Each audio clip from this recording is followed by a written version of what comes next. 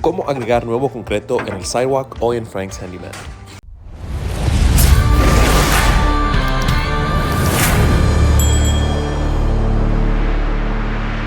Hola amigos, bienvenidos a otro episodio de Frank's Handyman. El día de hoy van a poder ver el proceso de cómo vamos a agregar concreto, igualmente cómo se le forman todas las líneas que se le hacen regularmente aquí en el sidewalk.